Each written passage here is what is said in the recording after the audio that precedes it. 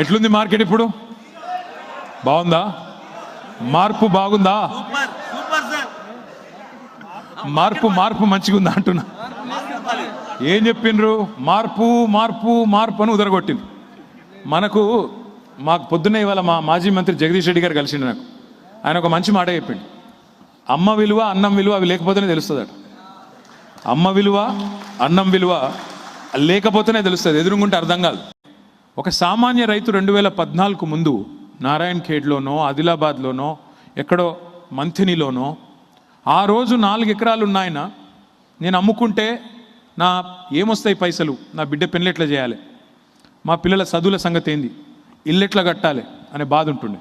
కానీ ఈరోజు తెలంగాణ వచ్చిన తర్వాత కేసీఆర్ గారి నాయకత్వంలో సాగునీరు బ్రహ్మాండంగా వచ్చి 24 గంటల కరెంట్ వచ్చి రైతు బంధు లాంటి పథకాలు వచ్చి రైతు బీమా లాంటి పథకాలు వచ్చి తెలంగాణలో సంపద పెరిగి ఇవాళ రైతు ఎంత విశ్వాసంగా ఉన్నాడంటే, భూ యజమాని ఎంత విశ్వాసంగా ఉన్నాడంటే, నాకేమన్నా అయినా కూడా నా కుటుంబానికి డోకా లేదు, ఎందుకంటే నా బిడ్డ పెళ్ళికి ఇబ్బంది లేదు, నా 1 ఎకరమో 1/2 ఎకరమో అమ్మితే నా కొడుకు చదువు అయిపోతుంది, నా బిడ్డ పెళ్ళి అవుతుంది, మా ఇల్లు కట్టుకోవచ్చు, నా కుటుంబం అయితే రోడ్డున పడదు అనే ఒక విశ్వాసం వచ్చిందంటే దానికి కారణం మీకెవరో మీకు తెలుసు. ఇవాళ మార్కెట్ ఎట్లుందో నాకంటే బాగా మీకే తెలుసు. అన్నాను నా చెవులను. ఎట్లుంది మార్కెట్ ఇప్పుడు? బాగుందా? మార్పు బాగుందా? మార్పు మంచిగా ఉందా అంటున్నా. ఏం చెప్పిండ్రు? మార్పు మార్పు మార్పు అని ఉదరగొట్టింది. మాకు పొద్దున్నే ఇవాళ మా మాజీ మంత్రి జగదీష్ రెడ్డి గారు కలిసిండు. నాకు ఆయన ఒక మంచి మాట చెప్పిండు. అమ్మ విలువ అన్నం విలువ అవి లేకపోతేనే తెలుస్తుందట. అమ్మ విలువ అన్నం విలువ లేకపోతేనే తెలుస్తుంది, ఎదురుగుంటే అర్థం కాదు. ఎందుకంటే కొంతమంది అంటారు మా ప్రత్యర్థులు, ఏముందా ఆటో పైలట్ మోడ్లా అయిపోతుంది, ఆటో పైలట్ మోడ్లో పెట్టించినాం అందుకే అయింది. మరి ఆటో పైలట్ మోడ్ నిజమే అయితే నేను అడుగుతున్నా, మరి ఈ సంవత్సరంలో ఏమైంది? ఆటో పైలట్ మోడ్ అయితే నడవాలి కదా, మరి మీ దుకాణం కూడా నడవాలి, నువ్వే పని చేయకుండా నేను నడవాలి, మరి ఎందుకు నడుస్తలేదు? మరి మంచిగా చేసిన కరెంటును నాశనం చేసారు, అదేందో నాకు అర్థమే కాదు. ఇంటింటికి మంచినీళ్ళు ఇస్తే అది ఇస్తలేదు, ఇంటింటికి నల్లా పెట్టి మంచినీళ్ళు ఇస్తే అది కూడా ఇయ్యే చేతనైతలేదు.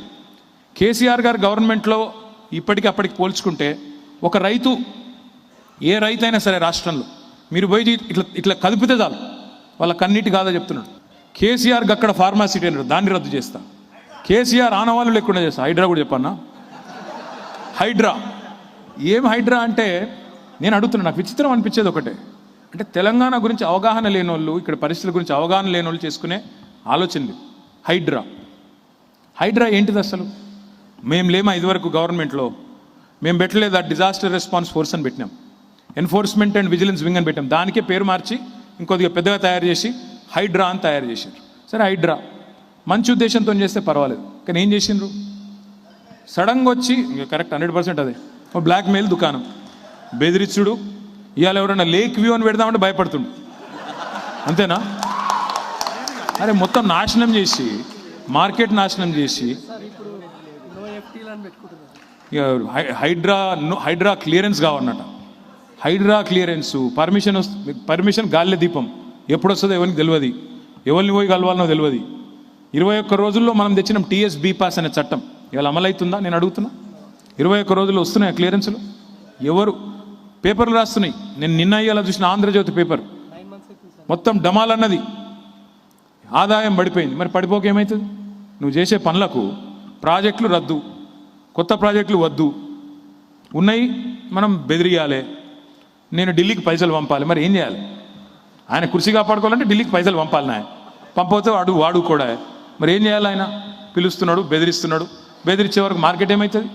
ఆగమాగం జగన్నాథం. ఏం జరుగుతుందంటే వాళ్ళకి తెలియదు.